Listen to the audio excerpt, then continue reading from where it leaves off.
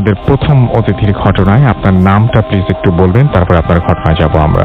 আসসালামু আলাইকুম লিসনার্স, আমি পিন্টু, এসেছি ঢাকা পুরানাপল্টন থেকে। ওকে, আমার ঘটনায় চলে যাচ্ছি। এটা আমার নতুন বাসা কেন্দ্রিক একটি ঘটনা। আমি পুরানাপল্টনে একটি বাসা ভাড়া নিয়েছি, যেটা হলো আপনার মর্গেজ টাইপের নেওয়া হয়েছে। জি। তো বাসাটা একটু চিপ, যে কারণে আমাদের মর্গেজ বাসাটা নেওয়া হয়। তো শুরুতে আমার যে ঘটনা হলো, সে আমার আব্বা যে ব্রেন স্ট্রোক করে, এরপর থেকে ঘটনা হয় আর কি। আপনার বাবা হঠাৎ করে কি ব্রেন স্ট্রোক করেন, কোনো কারণ ছাড়াই নাকি? একটা কারণটা আমরা পরে বুঝতে পারছি, হয়তো কোনো একটা কারণ আছে। আচ্ছা, ওকে। তো ব্রেন স্ট্রোকের পর থেকে ঘটনাগুলো আগে শুরু করি আমি। আচ্ছা, আমাদের 3টা রুম আছে। একটা ডাইনিং স্পেস আমার ছোট ভাই ইউজ করে, আর আরেকটা রুম আব্বা আম্মা শেয়ার করে, আর একটা রুম আমি আমার ওয়াইফ শেয়ার করতেছি।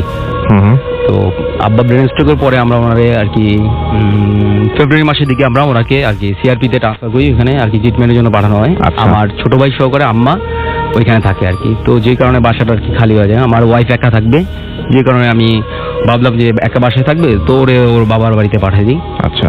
এরপর থেকে আমি আমার বাসায় থাকা শুরু করি আমার এক ফ্রেন্ডের সাথে, ওর নাম আতিক, আমার সাথে সবসময় থাকা শুরু করে। তো প্রথম থেকে যেটা হয়, আমি যখনই রাতে, আমি অনেক সময় আর কি রাত জাগে আর কি মোবাইল ইউজ করি, আর ইউরোপিয়ান ফুটবল আমি খুব ফলো করি, যে কারণে আমার খেলা দেখতে হয়। তো রাত জাগার ফলে দেখা যায় যে একদিন প্রথম দিন থেকে আর কি শুরু হয়েছে, যেটা হলো যে কোনো একটা মহিলা, আমি বুঝতে পারি না যে মহিলাটা, আমি বুঝতে পারতেছি না, ফার্স্ট আমার সামনে থেকে মুভ করে আমার রুমে বা অন্যান্য রুমে মুভ করতে থাকে। তো ওই দিন যেদিন আমার ফ্রেন্ড ছিল সাথে, ও ছিল আমার আব্বা আমার রুমে, আমি ছিলাম আমার রুমে। জি। তো আমার রুমে দেখলাম যে এরকম একটা মহিলা আমার সামনে থেকে মুভ করতেছে খুব ফাস্ট, আমি চেহারাটা বুঝতে পারি না। ঠিক ওই পাশের রুমও আমার ফ্রেন্ড, ও এটাই বুঝতেছে। তো এইভাবে কয়েক সপ্তাহ আমরা একসাথে থাকি। তো এরকম রেগুলার চলতেছে। রাতের ঠিক 2:30-3টার দিকে এটা শুরু হয়। তো 1 মাস পরে আমার এক ভাইরা ভাই, উনি মুন্সিগঞ্জ থাকে, ওনার নাম মিঠু ভাই, উনি আমাদের এখানে আসে বেড়াতে। তো আমার সাথে আর কি বাসায় থাকে উনি। তো প্রথম দিন থেকেই ওনার সাথেও সমস্যা শুরু হয়। উনি ডাইনিং স্পেসে মানে একদিন প্রথম দিন আর কি শুইছে, তো আমি আমার রুমে আসি। তো মিঠু ভাই যেটা দেখলো যে উনি দেখতেছে আমি যেরকম দেখতেছি, একটা মেয়ে দৌড়াদৌড়ি করেছে ওনার সামনে, আর এই রুমে হইতেছে আমার সাথে। একবার আমার রুমে যায়, একবার ওনার রুমে যাচ্ছে। তো আমি ওই রুমে গেলাম, যাওয়ার পরে ডাইনিং স্পেসে যাওয়ার পরে বলতেছি যে মিঠু ভাই আপনি কিছু বুঝতেছেন? উনি আমাকে বললো যে ভাই বুঝতেছি, আমার কাছে তো ভালো লাগছে না, আসলে এখানে একটু সমস্যা আছে। তো কি সমস্যা? উনি বললো যে এরকম আমি খুব দেখতেছি যে একটা মেয়ে আমার সামনে থেকে মানে ফার্স্ট চলে যাচ্ছে। তো আমি দেখলাম যে ওনার সাথে আমার মিলে গেছে। তো আমরা এরকম 2-3 দিন থাকা ধরি। তো পরের সপ্তাহে উনি চলে যায়। তো নেক্সট উইকে যখন উনি আসে, আমার ফ্রেন্ডও আমার সাথে ছিল, আতিক, মিঠু ভাই, আমরা 3জন 3 রুমে আর কি রাতের বেলা। তো রাতে ঠিক এরকম আবার দেখতেছি আমরা। আচ্ছা। দেখার পরে থার্ড ডে যেদিন মিঠু ভাই আমাদের সাথে ছিল, ওই দিন আমার ফ্রেন্ড ছিল না। তো আমি কি বললাম যে আমি আমার রুমে না শুয়ে আমি আব্বা আমার রুমে শুয়েছি, আর মিঠু ভাই ডাইনিং স্পেসটা শুয়েছে। ডাইনিং স্পেসে শোয়ার পরে দেখা গেছে যে উনি অনেক রাত হয়ে গেছে, আমি ঘুমাই বসি। তো আমার দরজা নক করে শুয়েছি আমি আমার আব্বা আমার রুমে। তো মিঠু ভাই ভাবলো যে ওনার সাথে কেউ, ঠিক 3টার দিকে হবে এরকম, যে কেউ ওনার সাথে কোনো একটা মেয়ে শুয়েছে। তো উনি যখন মানে এক সাইডে শুয়েছে, তো যখন উনি মুভ করতে দেখে যে ওনার পাশে একজন মেয়ে আছে। তো প্রথমবার উনি তন্দা লাগিয়েছে, বুঝতে পারে নাই।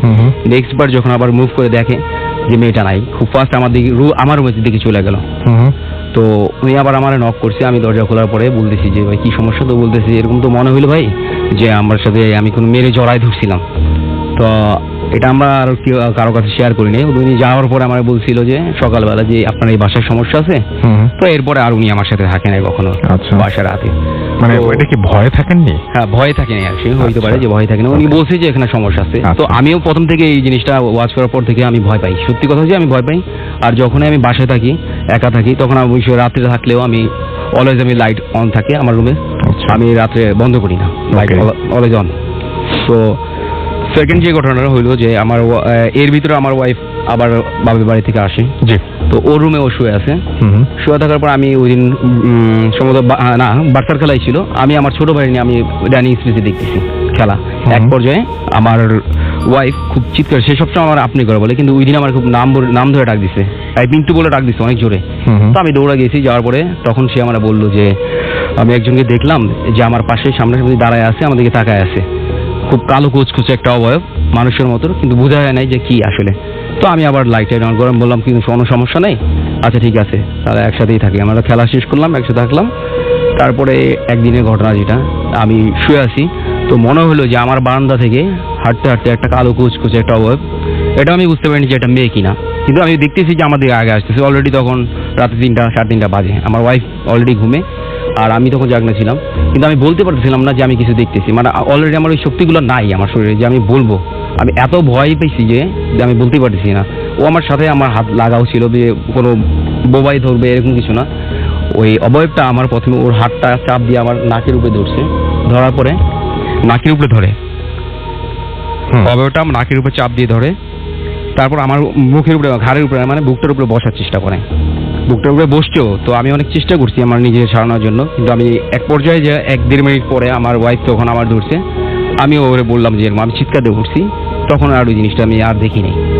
তো পরবর্তীতে যখন আমি বললাম যে এরকম এরকম আমি দেখছি যে একটা কালো কিছু আমার ভর দিয়ে আমার মুখের উপরে বসছে, আমার মুখের উপরে বসছে, তো ও এটা বললো যে আমি এই জিনিসটাই আমি দেখছিলাম।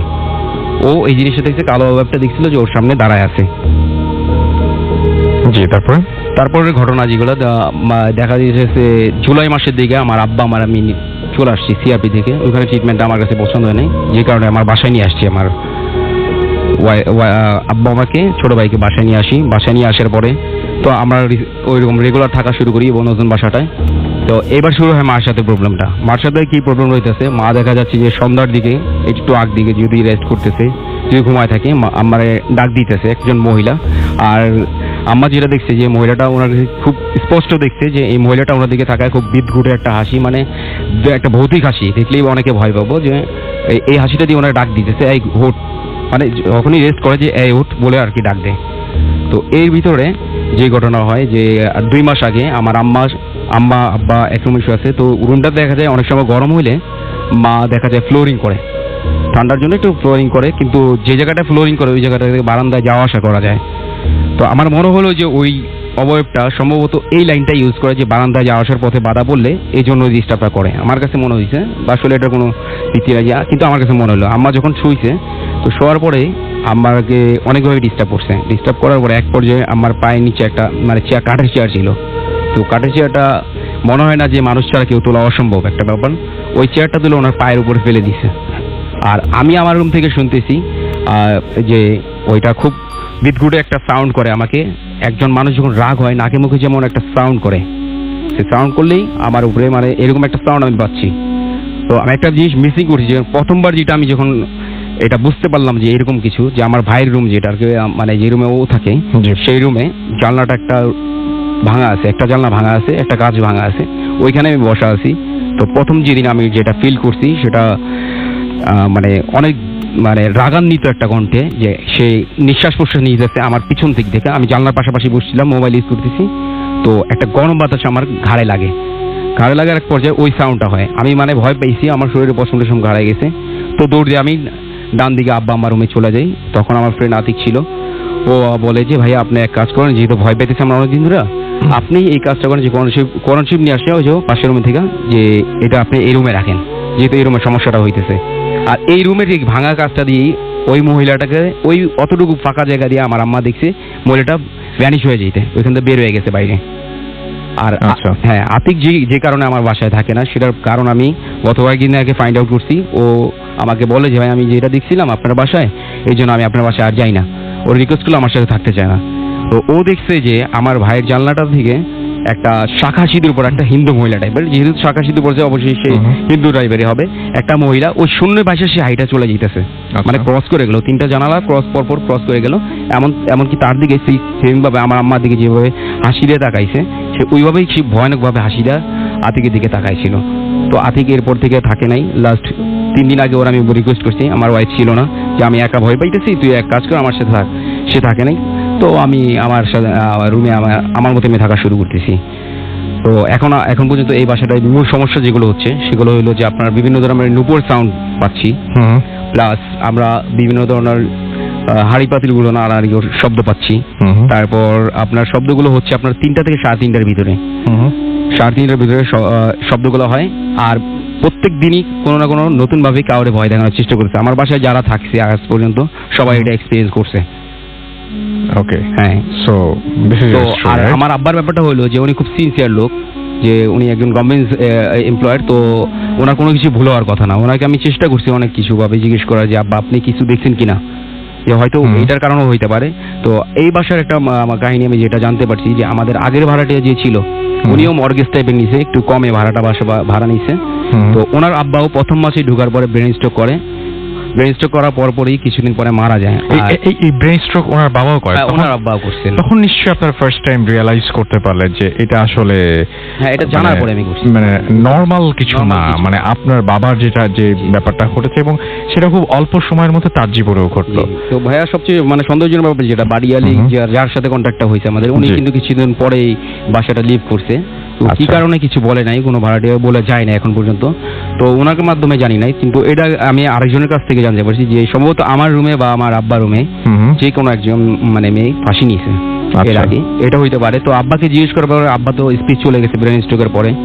তো আমি নিউরোসায়েন্সেও দেখাইছি, অনেক ডাক্তারই বলছে এত বড় ব্রেন স্ট্রোকের পরে মানে বাঁচার সম্ভাবনা থাকে না, দেখা যায় ম্যাক্সিমাম ক্ষেত্রে মারা যায় বা বিছানায় পড়া যায়। কিন্তু আমার আব্বা আল্লাহ চাইছেন ভালো আছেন, যে বিছানায় পড়ে যায়নি, স্পিচটা ভালো মানে চলে গেছে। তো এই জন্য আর কি আমি মানে খুশি যে উনি বিছানায় পড়া যায় না, কিন্তু আমার মনে হয়েছে যে উনি কিছু দেখছেন ওই দিন, ওই সময়টায় দেখার পরে হয়তো উনি ভয় পাইছেন। আর ওনার কোনো ব্যাপারেই কোনো ভুল না, আমি ছোটবেলা থেকে উনি কখনো দেখি নাই যে কোনো কিছুতেই ভুল করছেন অফিসে যাওয়ার সময়। তো ওই দিন খুব ভোরবেলায় উঠছেন, ব্রেন স্ট্রোকটা মানে পরপরই উনি ভোরবেলা উঠছেন। তো অফিসে চলে যখন যায় ওনার মানিব্যাগ ভুল হওয়ার চান্স নেই, আর ওনার মানিব্যাগ আমরা কখনো ধরি নাই বা উনি মানিব্যাগ ফেলাই যাবেন না কখনো। ঠিক আছে, আমি সেটা বুঝতে পেরেছি, বাট আপনাদের ওই বাসাটায় প্রবলেম আছে এটাই বলছেন। আপনার ওয়াইফ আছেন, তার সঙ্গে আমি একটু কথা বলতে চাই এবং জাস্ট এটা ঘুরিয়ে দিলেই হবে। আমি জাস্ট একটু কথা বলতে চাই, সেটা হচ্ছে যে আপনিও সেম বাসাটাতে আছেন। তো আমি জানতে চাই যে এই বাসাটায় আপনি কি কি আচ্ছা তার আগে আপনার নামটা জানি আমরা সবাই। হ্যালো লিসনার্স, আমি তুলি, পুরোনো পল্টন থেকে আসছি। জি, আপনার নামটা তো শুনলাম আমরা, এখন জিজ্ঞেস করছি যে একই বাসায় আপনিও আছেন, তো এই বাসাটায় বেসিক্যালি আপনার কি কোনো ধরনের কোনো প্রবলেম হয় কখনো বা হয়েছে কখনো আপনার কোনো প্রবলেম? জি ভাইয়া, আমার যখন আমার শ্বশুর স্ট্রোক করে, উনি সাভারে চলে যায়, সেক্ষেত্রে বাসায় প্রথম কিছুদিন আমি একাই ছিলাম, যার কারণে প্রথম থেকে আমি এটা এক্সপিরিয়েন্স করেছি যে মনে হতো যে ঘরের মধ্যে কেউ এই রুম থেকে ওই রুমে হেঁটে চলে যাচ্ছে। তো যার কারণে আমার মনে হতো যে আমার এটা ভুল হতে পারে, আমার মনের ভুল, যার কারণে আমি প্রথম কিছুদিন এটা দেখার পরেও নিজে মানে বুঝিয়েছি যে এটা ভুল দেখেছি। যখন রেগুলার এটা হচ্ছে, তখন আমার মনে হলো যে না, এটা আসলে আমার মনের ভুল না, কারণ যদি মনের ভুল হয় এটা প্রতিদিনই হবে না। দুপুরে যখন আমি শুয়ে থাকি সেক্ষেত্রে আমার মনে হচ্ছে এই রুম থেকে জানালা দিয়ে কিছু একটা ভেসে দৌড়ে রাউন্ড দিয়ে মানে চলে গেল খুব দ্রুত। ঠিক সেভাবে রাতে যখন আমরা শুয়ে থাকি, আমার হাজবেন্ড আসার পর রাতে যখন শুই, দরজাটা নক করে শুই, সেক্ষেত্রে রাত্রে মনে হয় যে লক করে শুই, যার কারণে সেক্ষেত্রে মনে হচ্ছে যে রাত্রেবেলায় কেউ একবার কি দুইবার জাস্ট নক দিয়ে যদি নক করে, যেরকম একটা সাউন্ড নখ দিয়ে যদি দরজার সাউন্ড করে, সেক্ষেত্রে সেরকম একটা সাউন্ড আমরা দুজনেই শুনতে পাই। প্রতিদিনই রাতে হচ্ছে, এখনো হয় মাঝে মধ্যে প্রায়, কিন্তু ইদানিং কি করেন? জেগে ওঠেন? হ্যাঁ, জেগে উঠি, বাট দরজাটা আমরা খুলি না, কারণ আমরা জানি বাসায় কেউ নেই। আমার মা বাবা, আমার দেবর যে ছিল সেও ছিল না, আমরা দুজনেই থাকি। এটা কি বাইরের কোনো দরজা নাকি একদম আমাদের রুমের দরজাটা? তার মানে ভেতরে, বাসার ভেতরেই সে নক করে, যার কারণে আমরা দরজাটা আমরা বুঝতে পারি যে আসলে সেরকম কিছু, যার কারণে আমরা কখনোই দরজা খুলি না। রাতে এরকম ফার্স্ট যেদিন আমরা সাউন্ডটা পাই, আমরা দুজন শুয়ে আছি, ঘুমের মধ্যে দুজনেই ঘুমাচ্ছি, হঠাৎ করে মাথার কাছে কেউ একজন জোরে নিঃশ্বাস নিচ্ছে, মানে খুব রাগান্বিতভাবে নিঃশ্বাস নিয়ে দুজনে ঘুম ভেঙে যায়। ভেঙে যাওয়ার পরে আমি ওকে বলতেছি, ও আমাকে বলছে কোনো শব্দ পাইছো? আমরা হ্যাঁ পাইছি। আমি চুপ থাকেন, কিছু করার দরকার নেই বা কিছু বলার দরকার নেই, কারণ এখানে আমাদের কিছুই করার নেই, আমরা দুজনেই বাসায় আছি, ভয় পাচ্ছি ঠিকই। সেক্ষেত্রে আমি ও আমারে বলতেছে আচ্ছা ঠিক আছে লাইট জ্বালিয়ে শুই আমরা। তো আমরা দুজনেই লাইট জ্বালিয়ে শুই, এরকম প্রতিদিনই হচ্ছে। দুপুর টাইমটাতে যখন আমি বাসায় একা থাকতাম, শুয়ে থাকি, এখনো হয় সেটা, যখন শুয়ে থাকি 2টা কি 3টার দিকে দুপুরবেলায়, 1 কি 2 সেকেন্ড সময় মনে হবে যে খুব একটা পাওয়ারফুল একটা আতর অথবা ফুলের কোনো ঘ্রাণ জাস্ট 1 কি 2 সেকেন্ড থাকবে ওই রুমটাতেই, ওই জায়গাটাতেই, বারান্দা দিয়ে আমার বাসার। সেটা কি প্রতিদিন একই সময়? প্রতিদিনই একই সময় হচ্ছে। কিছুদিন যাবত এখন কম হচ্ছে, বাট এতদিন রেগুলার যখন বাসায় কেউ ছিল না, রেগুলার প্রতিদিনই একই টাইমে একই মানে যেই গন্ধটা সেটা আসতো, বাট এখন সেটা হচ্ছে না। তো একদিন রাতে আমার হাজবেন্ড ও রাতে প্রায় খেলা দেখে, সে বলেছে, তো আমার দেবর আর ও সামনের রুমে খেলা দেখছে, ড্রয়িং রুমে বসে, আমি আমার রুমে একাই শুয়ে আছি, লাইট নিভিয়ে শুয়েছি। একা থাকা সত্ত্বেও আমি লাইট নিভিয়েছি, কারণ লাইট না নিভাইলে আমার ঘুম আসে না। তো অন্ধকারের মধ্যে হঠাৎ করে আমার চোখ খুললো, মানে কেন আমার ঘুম আমলো বুঝলাম না আমি, বাট স্বপ্নে কিছু দেখিনি, এমনি ঘুম ভাঙার পরে আমি তাকাই, আমার মাথা মানে সামনে দেখি যে কিছু একটা খুব কালো অবয়ব কিছু একটা তাকিয়ে আছে। যেটা কিনা আমার দিকে খুব রাগান্বিতভাবে বড় বড় চোখে দাঁত দিয়ে আমার দিকে তাকিয়ে আছে, যেটা দেখে আমি মানে খুব ভয় পেয়ে যাই। যেটা আমি দেখেছি, আমি যদি মানে হয়তো বা আপনারা বুঝতে পারছেন না, খুব ভয়ঙ্করভাবে আমার দিকে তাকিয়ে আছে হাসি দিয়ে।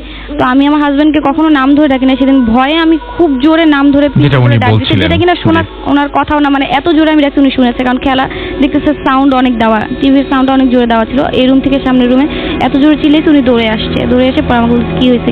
তো আমি তখন ওকে রাত্রে কিছু বলিনি, পরে সকালে আমি ওর সাথে শেয়ার করি এটা।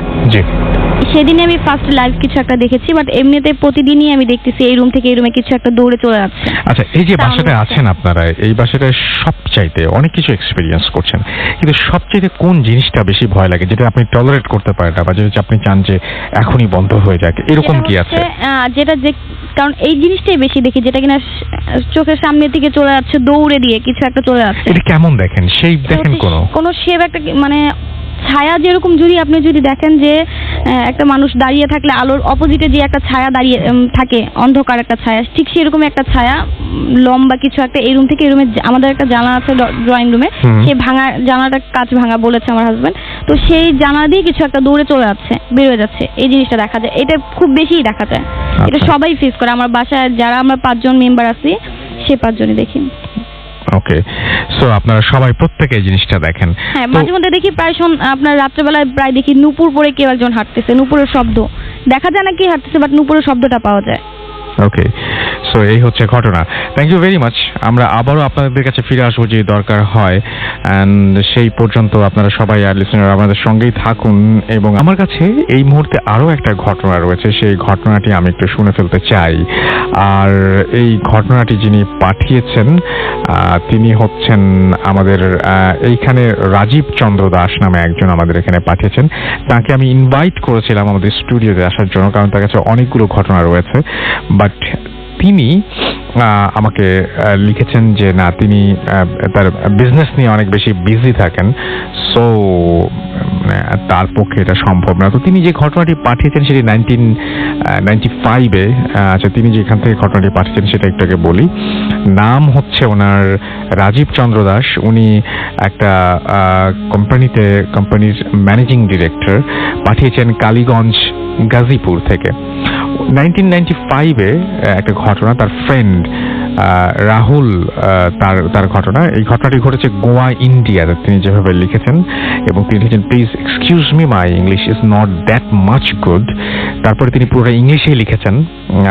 আমার মনে হয় যে বাংলায় লিখলে আরো বেশি ভালো। তো ইন 1995 তিনি বলছেন যে আমি একটা হোটেলে ছিলাম, এবং এই যে রাত্রেবেলা তিনি হোটেলে ছিলেন, সেই রাতটা অনেক গরম রাত ছিল, এবং তিনি ভাবছিলেন যে যেহেতু সামার সিজন যাচ্ছে, সামারের কারণে আজকে অনেক এত বেশি গরম।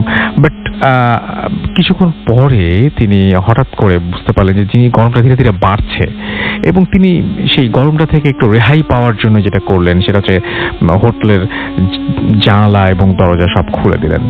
বাট স্টিল মানে ইট ওয়াজ ভেরি হট। তো তিনি তখন যেটা করলেন সেটা হচ্ছে তিনি টয়লেটে গেলেন, এবং টয়লেটে গিয়ে তিনি টাওয়েল নিলেন, এবং টাওয়েলটার মধ্যে কিছু পানি লাগালেন, পানিতে ভিজিয়ে নিলেন টাওয়েলটা। অ্যান্ড যেটা তিনি করলেন সেটা হচ্ছে তার চারিদিকে, শরীরের চারিদিকে সেটা দিয়ে মুড়ে দিলেন। এবং 2 মিনিটসের মধ্যে, within 2 minutes that towel becomes dry. এটা হচ্ছে সবচাইতে মজার ঘটনা। মানে ব্যাপারটা হচ্ছে এরকম যে গায়ে দেওয়ার সঙ্গে সঙ্গে টাওয়েলটা গরম হয়ে গেল এবং শুকিয়ে গেল। একটা মানুষের গায়ে মনে হয় এত তাপ থাকে না, বা এত পরিমাণ হিট থাকে না যে 2 মিনিটের মধ্যে একটা টাওয়েল শুকিয়ে যেতে পারে। টাওয়েলটা তো অনেক মোটা হয়। দেন তিনি যেটা করলেন সেটা হচ্ছে তিনি একটা কাজ করলেন, সেটা হচ্ছে ফ্যানটাকে অনেক বেশি বাড়িয়ে দিলেন, এবং সাডেনলি তিনি দেখলেন যে এই ফ্যানটা হঠাৎ করে ঘোরা বন্ধ হয়ে গেল, এবং টিউব লাইটটা হঠাৎ করে কালার চেঞ্জ করে ফেললো, এবং এটা রেড কালারের হয়ে গেল। দেন তিনি যেটা করলেন, তিনি বুঝতে পারলেন যে তিনি চিৎকার করতে শুরু করলেন এবং হেল্প চাইলেন ভয় পেয়ে, এবং কেউ তার ভয়েস কোন একটা কারণে শুনতে পাচ্ছে না, বাট দরজা জানালা সবকিছু তো খোলা, সুতরাং তার ভয়েস না শোনার মতো কোনো কারণ নেই। তো তিনি যেটা করলেন, তিনি তার রিসেপশনে কোনো রকম ভাবে ম্যানেজ করলেন, নিজেকে নিয়ে রিসেপশনে পৌঁছালেন এবং সেইখানে গিয়ে তিনি সবকিছু বললেন ম্যানেজারকে, এবং তিনি বললেন যে এই ঘটেছে, প্লিজ আমাকে একটা কাজ করুন, সেটা হচ্ছে আমাকে এই রুমটা চেঞ্জ করে দিন, আমাকে অন্য একটা রুমে দিন, এই রুমের মধ্যে ঝামেলা আছে। এবং সেই সময় ম্যানেজার তাকে জানালেন যে this is not possible right now, because এখন কোনো রুম অ্যাভেইলেবল নাই যেখানে আপনি থাকতে পারেন এবং আপনাকে এখানেই থাকতে হবে। সো তিনি যেটা করলেন সেটা হচ্ছে state all night at reception, এবং যখন সকাল হলো তখন রুম বয় আসলো এবং তিনি তাকে সব ঘটনা খুলে বললেন এবং রুম বয়কে রিকোয়েস্ট করলেন, খুব জানার ইচ্ছা ছিল তার যেখানে কি ঘটেছিল। সো তিনি রুম বয়কে রিকোয়েস্ট করলেন যে এই হোটেলে কি ঘটেছিল, কেন আমার এরকম হলো, তুমি কিছু জানো কিনা। তখন রুম বয় তাকে জানালো যে ইয়েস, এই ঘরটার মধ্যে ঝামেলা আছে, এবং এই ঘরটায় যে ঝামেলা আছে সেই ঝামেলাটা হচ্ছে এরকম যে বহুদিন আগে এইখানে একটি মেয়ের সাথে খুব অন্যায় কিছু করা হয়েছিল, রেপড হয়েছিল মেয়েটা, এবং তারপর সেই মেয়েটি গায়ে আগুন ধরিয়ে দেয় এবং সে নিজেকে জ্বালিয়ে দেয়, এবং সেইটার পর থেকে এই ঝামেলাগুলো শুরু হয়ে যায়। এবং এইটাই হচ্ছে মেইন ঘটনা, এবং এটাকে অনেক ধামাচাপা দেওয়ার চেষ্টা করার ফলেও কোনো লাভ হয়নি। হোটেলের যারা যে ম্যানেজমেন্ট রয়েছে তারা এই ঘরটা যেটা করে সেটা হচ্ছে এই ঘরটায় তারা হচ্ছে মানে সবসময় মানে এমনিতেই মাঝে মাঝে খোলে এবং এই ঘরটাতে মানে এক্সট্রা মানি ইনকাম করার জন্য। বাট এটাই হচ্ছে মেইন প্রবলেম ছিল সেই হোটেলটার। তো আমরা কতগুলো ঘটনা শুনলাম যে আপনার রুমের মধ্যে যদি হঠাৎ করে একটা অস্বস্তি শুরু হয়ে যায়, ঠিক একই সময় যদি আপনি নক শোনেন এবং ঘুম ভেঙে জেগে ওঠেন, আপনি যদি অস্তিত্ব ফিল করতে পারেন যে কেউ আপনার রুমের মাঝখান দিয়ে দৌড়াদৌড়ি করছে, বা সেক্ষেত্রে সে তো বুঝলেন যে একটা বাসা ভাড়া নেওয়ার কারণে এত মানে আপনি জানেন না সেই বাসার পাস্ট মানে হিস্ট্রি কি সেটা আপনি জানেন না, এবং বাসাটা ভাড়া নেবার পরে এরকম ঝামেলা শুরু হয়ে গেল। এবং আমাদের যে ফার্স্ট যিনি ঘটনা শেয়ার করেন তার কিন্তু চরম মূল্য দিতে হচ্ছে, তার বাবার যে ঝামেলাটা হয়েছে, ব্রেন স্ট্রোকের কথা বলছেন, সেটা যে হয়েছে সেটা কিন্তু একমাত্র এই বাসাটার কারণেই বলে তারা মনে করছেন।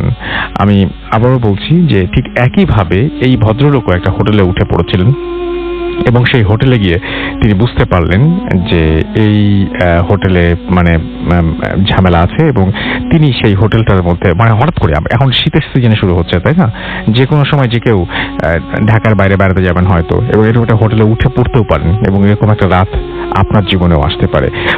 বা আজকে এই মুহূর্তে আজকে রাত্রে যদি আপনার জীবনে এরকম কোনো রাত হয় কেমন লাগবে একটু চিন্তা করুন। আর হচ্ছে আমাদের সেকেন্ড অতিথির কাছে আপনার নামটা প্লিজ একটু বলবেন, তারপরে আমরা আপনার ঘটনায় যাব। হ্যাঁ লিসেনার্স, ম্যাজিক ফ্রম পুরান ঢাকা সূর্যপুর থেকে। ওকে ম্যাজিক, আমরা আপনার ঘটনা শুনি। বলতে যাচ্ছি সেটা বেসিক্যালি আমার ফ্রেন্ড সুজন থেকে কালেক্ট করা। জি। তো সেদিন সুজন আমাকে এই ঘটনাটা বলার পর ভাবলাম আজকে ফুথ এফএমে এসে এই ঘটনাটা শেয়ার করব। তো যেটা হচ্ছে, সুজন আমার ফ্রেন্ড ঢাকা আসছে আজকে মিনিমাম 5 থেকে 7 বছর হয়, এর বেশি না। ওর ব্যাকগ্রাউন্ড গ্রামে, ও গ্রামের একটি ছেলে আর খুব সাহসী একটি ছেলে। সেটা হচ্ছে ও আর ওর ফ্রেন্ড সার্কেল যারা ছিল গ্রামে, তারা একদিন হঠাৎ বিকেলবেলা হাইড অ্যান্ড সিক খেলতে খেলতে তো ভাবে যে হাইড অ্যান্ড সিক খেলবে, তো হঠাৎ করে মাথায় ওদের প্ল্যান আসলো যে ওরা গ্রামে আম চুরি করবে। ওরা হাইড অ্যান্ড সিক খেলতেছিল মিনিমাম 10 থেকে 15 জন। তো ওরা ভাবছে যে এতজন আম চুরি করতে গেলে তো ধরা খেয়ে যাবে, তো তার জন্য ওরা 3-4 জন যাবে আর যারা যারা ছিল তাদেরকে রেখে যাবে, আর ওরা বলবে না যে কাদের কাদের নিয়ে যাবে। তো ওরা 3-4 জন মিলে প্ল্যান করার পর তো সবাই যখন হাইড অ্যান্ড সিক খেলার সময় লুকিয়ে গেছে, ওরা 3-4 জন উঠছে বট গাছের উপরে। আর সুজন যে আমার ফ্রেন্ড, ও বট গাছের সবচেয়ে উপরের যে ডালটা ছিল ওই ডালটাতে উঠছে। ওঠার পর বসার পরে দেখে ওর হাতে কিছু একটা বেজে চলে আসছে। সেটা হচ্ছে বট গাছের ডালে মিনিমাম 50 থেকে 60টা তাবিজ ছিল। আচ্ছা। যেটা নাকি একটা ব্যাগে করে বাঁধা ছিল। তাবিজ ব্যাগের মধ্যে? হ্যাঁ, একটা ব্যাগের ভিতর তাবিজ ছিল। তো বট গাছের নিচেই ছিল একটা মুদি দোকান। ওই মুদি দোকানে নাকি ও কেমন একটা কাজিন মুদি দোকান চালায়। তো ও বট গাছে থেকে মুদি দোকানদারকে বলতেছে যে ভাইয়া বট গাছের উপরে তো দেখলাম একটা তাবিজ।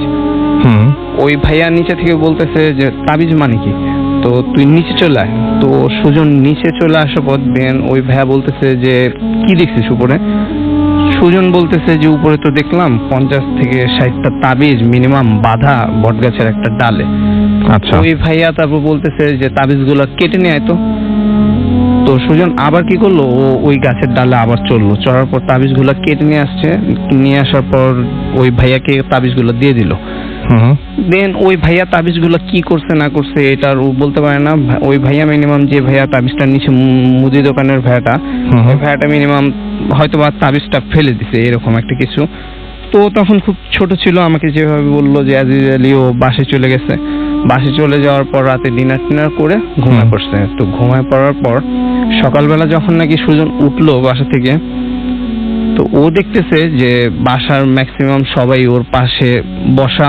আচ্ছা আর আন্টি ওর সাথে ওর মাথার উপর হাত বোলাচ্ছিল এরকম একটা কিছু। হুম আর ও ঘুম থেকে ওঠার পর তো আন্টিকে জিজ্ঞেস করতেছে কি ব্যাপার, কি হয়েছে, আমার কি হয়েছে আর এরকম করতেছে কেন তোমরা সবাই? এমন টাইমে সুজনের চাচা সুজনের ইসে থেকে রুমে চলে আসে। চলে এসে বলতেছে যে কি রে কালকে রাতে তোর কি হয়েছে? তো সুজন বলতেছে কালকে রাতে কি হয়েছে না হয়েছে আমি কিভাবে বলবো, আর সবাই সকালবেলা আমার রুমে কেন? হুম সুজনের চাচা বলতেছে যে কালকে রাতে তোর কি হয়েছে তুই জানিস না? ও মানে আসলেই কিছু জানে না। হ্যাঁ ও কিছুই জানেন, ও নর্মালি আচ্ছা। ঘুম থেকে আজিজ আলী সকালবেলা আমরা যেভাবে উঠি ও সকালবেলা ওইভাবেই ঘুম থেকে উঠছে। ঘুম থেকে ওঠার পরে দেন ওর চাচা বলতেছে কালকে রাতে তুই এত চিল্লাচিল্লি করছিস যে আমরা তোরে আটকে রাখতে পারি না। ও বলতেছে মানে? তো তারপর ওর চাচা বলতেছে যে তুই কালকে রাতে বারবার খালি রুম থেকে বের হয়ে যাবি, আর আমরা তোরে এক পর্যায়ে ভাবছিলাম যে আমরা তোরে বেঁধেই রাখবো। আচ্ছা আর তারপরে সুজনের শরীরে দেখতেছে সুজন নিজেও যে অনেকগুলা দরজা থেকে স্পট পড়ে আছে এই টাইপের কিছু একটা। তো তখন বুঝতে পারছে যে না ঘটনাটা সত্যি, আর ওরে সবাই যা বলতেছে ওইটা একদম ঠিক। গেল তো এরকম একটা টাইমে বিকাল চলে আসছে। বিকাল চলে আসার পর বাসায় সব নর্মাল হয়ে গেছে। বিকাল চলে আসার পর সুজনকে ওর বাসা থেকে বলতেছে যে বাজারে যাওয়ার কথা। বাজারে গিয়ে ও কি নিয়ে আসবে সেটা হচ্ছে বাজারে গিয়ে ওর বাসা থেকে বলছে যে ইলিশ মাছ কিনে নিয়ে আসার জন্য। তো ও একা একা বাজারে যাবে, আর তার ভিতর আবার সকালবেলা দেখলো যে ওর বাসায় অনেক প্রবলেম হয়েছে। ও ভাবলো যে ওর মামাতো ভাইকে সাথে করে নিয়ে যাবে। মামাতো ভাই আবার ওর থেকে ছোট, ও একটা সাইকেলে করে ওর মামাতো ভাইকে পিছনে বসিয়ে তো ওর মামাতো ভাইকে নিয়ে গেছে বাজারে। বাজার থেকে আসার সময় বাজারে গিয়ে ইলিশ মাছ কিনছে। কেনার টাইমে ইলিশ মাছটি ছিল ওর মামাতো ভাইয়ের কাছে। ওর মামাতো ভাইয়ের কাছে ইলিশ মাছ, আর ওর মামাতো ভাই ছিল ওর সাইকেলের পিছনে। তো ইলিশ মাছটি নিয়ে আসার সময় আর ও ইলিশ মাছ ধরেনি, এটা আগেই বলে রাখা ভালো। তো আস্তে এমন একটা টাইমে ওর মামাতো ভাই পাশে ছিল, মানে যে রোডটা দিয়ে আসতেছে সেই রোডের ডান পাশে ছিল হলো একটা খাল। ওর মামাতো ভাই বলতেছে ভাইয়া দেখছো? তো ও বলতেছে যে কি? তো বলতেছে খালে দেখো। ওর মামাতো ভাই ওরে বলতেছে যে খালে দেখো। তো খালের দিকে তাকানোর পর ও যেটা দেখে সেটা হচ্ছে যে একটা লোক খালে নরমালি মনে হয় যে রাস্তা দিয়ে হেঁটে গেলে যেমন একটা লোক খালে ওইভাবে হেঁটে চলে যাচ্ছে, মানে মনে হচ্ছে পানি টানি কিছু আছে যেটা বোঝা যাচ্ছে কিছু নেই, মানে নরমালি কিন্তু খালে পানি টানি দিয়ে সব ভরাতো। আচ্ছা। এই জিনিসটা ও দেখার পর ওর ভিতরে ভয় ঢুকে গেছে। তো ও চিন্তা করছে যে এখন যদি আমি ভয় পাই তাহলে আমার যে মামাতো ভাই পিছনে, ও তো ছোট, তখন ও কি করবে? ও আরো ভয় পাবে, ও আরো ভয় পেয়ে যাবে। তো ব্যাপারটা একটু অন্যরকম হয়ে যাবে। ও ভাবতেছে যে না এখন আমি ভয় পেলে চলবে না। তাছাড়া একটা সকালবেলা আমার সাথে একটা ঘটনা ঘটে গেছে। তো ও না ভয় না পেয়েও না পাওয়ার মতো করে মাথাটা নিচ করে সাইকেল নর্মালি যেভাবে চালানোর কথা সেভাবে চালিয়ে চলে যাচ্ছে। হঠাৎ করে আবার ওর কি যেন মনে হলো যে একটু তাকাই।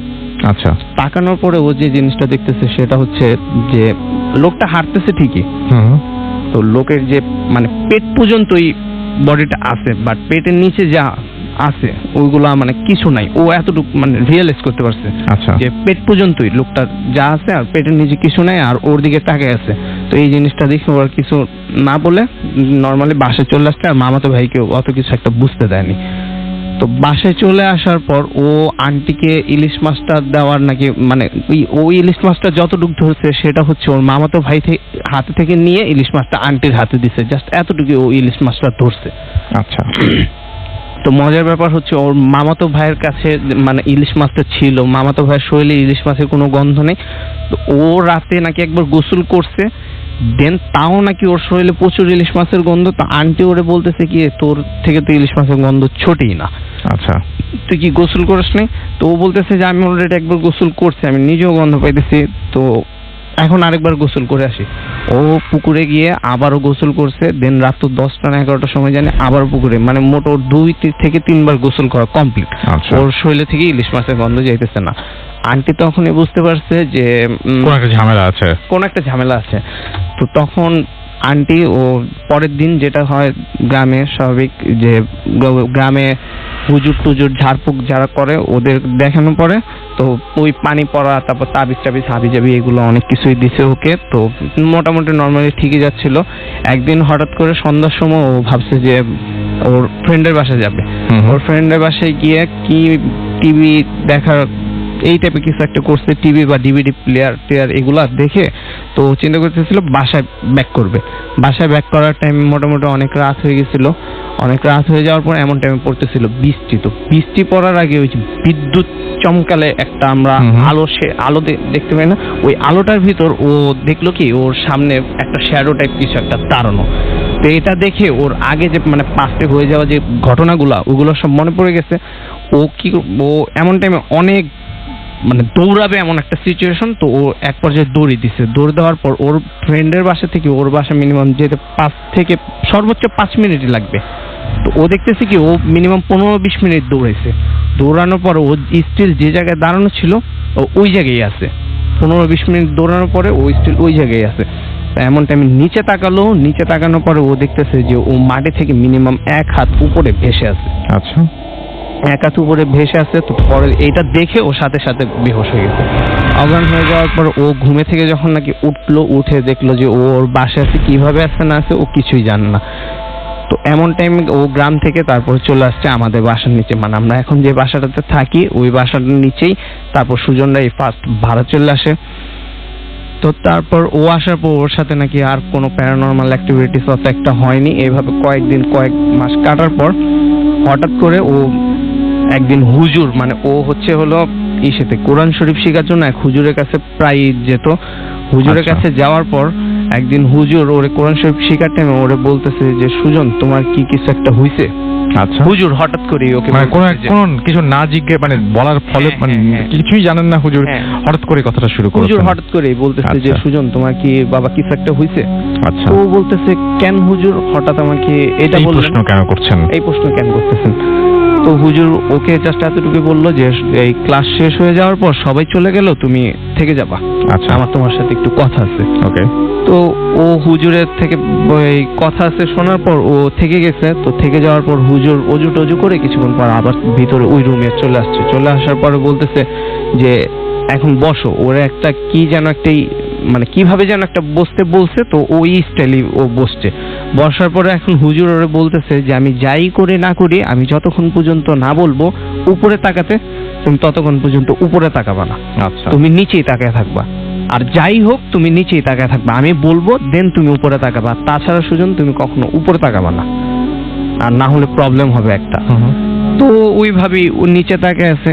তো নিচে তাকানোর পরে হুজুর ওর যে পাস্টে যে ঘটনাগুলো ঘটে গেছে, এই যে এইটা ওইটা মানে ইলিশ মাছ থেকে শুরু করে ও যে বৃষ্টির ভিতরে যা যা হইলো, হুজুর দেখে ও দেখলো কি যে হুজুর মানে হুবহু সেগুলো বলছেন, ওই সেগুলোই বলে দিচ্ছে। আচ্ছা। আর এমন একটা টাইমে হুজুরের চারপাশে থেকে এমন স্মেল, সুন্দর স্মেল আসতেছিল। তো ও এটা দেখে না ওর অনেক ইচ্ছে হইতেছিল যে উপরে তাকানোর জন্য, আর হুজুর কি করতেছে মানে একটা কিউরিওসিটি কাজ করে ওর ভিতরে। তো সেটার জন্য ও আর উপরে তাকায়নি, যেহেতু হুজুর ফার্স্টেই বলে দিয়েছিল যে কখনো উপরে তাকাবো না। দেন কিছুক্ষণ পরে হুজুর ওকে বললো যে এবার তাকাও। তাকানোর পরে দেখে যে হুজুরের জায়গায় আছে। তো হুজুরকে বলতেছে যে আপনি এগুলা কিভাবে জানেন, আপনাকে তো আমি এগুলা শেয়ার করিনি, আপনি জানলেন কিভাবে এগুলা? সেটাই তো। তো হুজুর তখন ওকে একটাই কথা বললো যে তুমি বাসে চলে যাও, আর আমি জানলাম কিভাবে এই প্রশ্নটা কখনো করবা না। আচ্ছা। তো ও বুঝতে পারছে যে কোন একটা ঝামেলা আছে, কোনো একটা ঝামেলা আছে, না হলে হুজুর আমাকে এতদিন পরেও কিভাবে কেন এগুলা বললো। আর কোন একটা কারণে হুজুর সেটা জানাতেও চান না যে আসলে কি হয়েছে। হুজুর একটা এই কোন একটা কারণে এটা জানাতেও চান না। তো যাক, এই কথাটা ও হুজুর যে ওরে এত কিছু বলে দিছে, এই কথাটা তারপর ও বাসায় যাওয়ার পর ওর আম্মুর কাছে শেয়ার করছে। ওর আম্মুর কাছে শেয়ার করার পর ওর আম্মু আবার ওর আব্বুকে রাত্রে করে বলছে যে দেখো সুজনের সাথে এগুলা যে হইছে, তো হুজুরের কাছে হুজুর তো ওরে আজকে এগুলা বলছে। তো ওর আব্বু বলছে যে তাহলে এক কাজ করো, কালকে লাঞ্চের টাইমে হুজুরকে ইনভাইট করো বাসায়। বাসায় আসার পর জিনিসটা আসলে কি এটা ব্যাপারে একটু কথা বলি হুজুরের সাথে। তো সকালবেলা গিয়ে হুজুরকে লাঞ্চে ইনভাইট করে আসছে। হুজুরও লাঞ্চে এসে লাঞ্চ টাঞ্চ করার পর বাসার যে মুরব্বী যারা ছিল সবাই মিলে বসছে, যে বসার পর হুজুরকে জিজ্ঞেস করতেছে যে ওর যে একটা প্রবলেম হয়েছে সেটা তো বুঝতে পারছি, এখন এটা সলিউশন কি। তো দেন হুজুর বলতেছে ও একটা ওর গাছের থেকে ওই একটা গ্রামে একটা বট গাছ ছিল, বট গাছের থেকে অনেকগুলো তাবিজ ওগুলা কেটে ফেলছে। আর ওই তাবিজটা নাকি আল্লাহর কোন এক পরেজগার বান্দা অনেক বছর আগে, মানে মিনিমাম 700 না 800 বছর আগে এরকম একটা টাইমে ওই গাছে ওই তাবিজগুলা মানে বেঁধেছিল। সেটার কারণটা হচ্ছে হলো ওই যে গ্রামটা, ওই গ্রামে নাকি অনেক নদী ভাঙ্গা, তারপর আরো আদার্স অনেক প্রবলেমই ছিল। তো প্রবলেম থাকার কারণে ওই তাবিজটা বাঁধার পর আর কোনো প্রবলেম হয়নি ওই গ্রামে।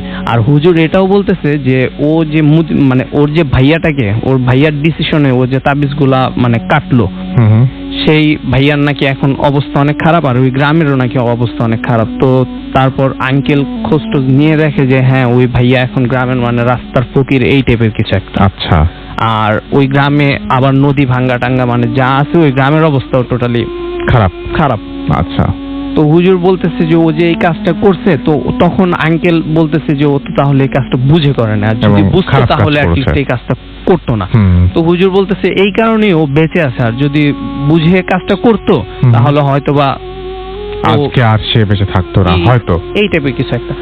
তো যাই হোক, যে আঙ্কেল বলতেছে যে তাহলে এটার এখন সলিউশন কি, যেহেতু প্রবলেম হইছে তো সেটা তো একটা সলিউশন দিতে হবে, এখন এটা সলিউশন কি। তারপরে হুজুর বলল যে ওকে এটা সলিউশন আমি দিয়ে দিব না। তারপরে হুজুর পরের দিন সুজনকে ডাকা হুজুর এই যে রুমে নিয়ে যাওয়ার পরে অনেক তাবিজ একটা তাবিজ দিছে আর পানি পড়া এই টাইপের কিছু একটা দিছে, আর ওকে বলছে যে আর যাই হোক সন্ধ্যার পরে নদীর পাড়ের সাইডে যাইতে না। আচ্ছা। আর এর মাঝখানে আমি একটা কথা মিস করছি, সেটা হলো সুজনকে প্রায় মানে পিছনে থেকে কেউ ডাক দিত, সুজন না বাস্তবে।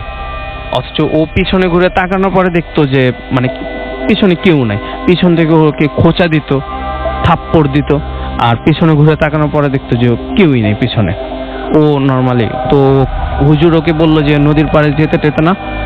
তো হুজুরের কথা মতো নদীর পাড়ে সন্ধ্যা হলে যেত না। এইরকম করে চলতেছে। আর হুজুর যে ওকে একটা তাবিজ দিছিল হাতে, হুজুর বলছে যে এই তাবিজটা কখনো খুলবা না, আর এই তাবিজটা যেদিন খুলে নিজে থেকেই পড়ে যাবে তো সেদিন তুমি বুঝবা যে তোমার প্রবলেম সলভ হয়ে গেছে, আর তোমার সাথে কোনো প্রবলেম নেই।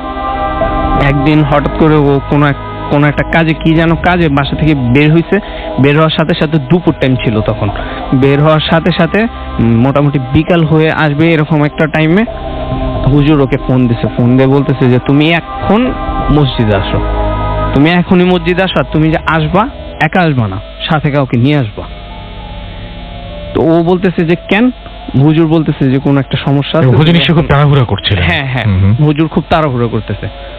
তো এরকম টাইমে আরেক ফ্রেন্ডকে ও রিকোয়েস্ট করে যাই হোক যেভাবে কনভিন্স করে ও মসজিদে নিয়ে গেছে। তো ওই যে ফ্রেন্ডটা ছিল ওই ফ্রেন্ডটাকে হুজুর বলছে তুমি চলে যাও, আর ওরে হুজুর একটা রুমে নিয়ে যাওয়ার পর এই মিনিমাম 1 থেকে 1.5 ঘন্টা বন্ধ করে রেখে হুজুর যেন কোথায় চলে গেছে। তো নামাজের টাইম হয়েছে, নামাজের টাইম হওয়ার পর দিন হুজুর আসছে, আসার পর রুম খুলে তারপরে ওকে বলতেছে যে কোনো কথা না বলে অজু করো, অজু করার পর নামাজ পড়ো। হুজুর আর ও একসাথে নামাজ পড়ার পর আবার ওই রুমে চলে আসছে। ওই রুমে চলে আসার পর এখন ও হুজুরকে জিজ্ঞেস করতেছে যে আপনি এত কিছু হইলো আমি কিছুই বুঝলাম না, আপনি আমাকে এত তাড়াহুড়া করে ডেকে নিয়ে আসলেন, বাট নিয়ে আসার পর আমাকে 1 থেকে 1.5 ঘন্টা যে এই রুমের ভিতর আটকে রাখলেন, এটার মানে কি? তাহলে আমাকে এত তাড়াহুড়ার করার দরকারটা কি ছিল? আর তাহলে 1-1.5 ঘন্টা আমাকে এই রুমে একা অফ করে রাখলেন কেন?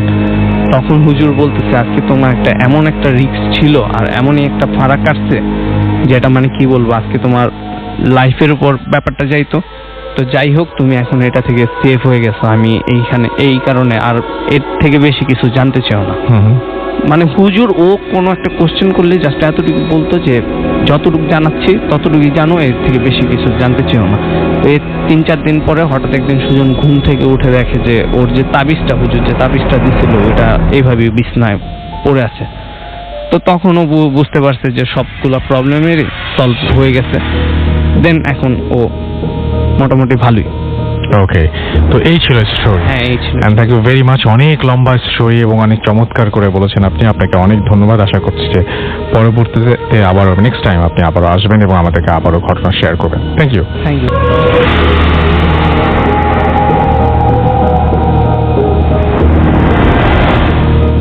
হ্যালো রাসেল ভাই, আমি উপমা সিডনি অস্ট্রেলিয়া থেকে বলছি। আশা করি আপনি ভালোই আছেন।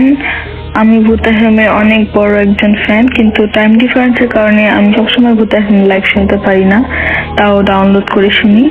তো আজকে আমি যে ঘটনাটি শেয়ার করছি, এই ঘটনাটি আমার নিজের সাথে ইনডাইরেক্টলি আর ডাইরেক্টলি হোক আমার সাথেও ঘটা আর আমার আরো 4 জন ফ্রেন্ডের সাথে ঘটা, কিন্তু এই ঘটনাটি আমার একজন ফ্রেন্ডের লাইফে অনেক বড় প্রভাব ফেলেছে।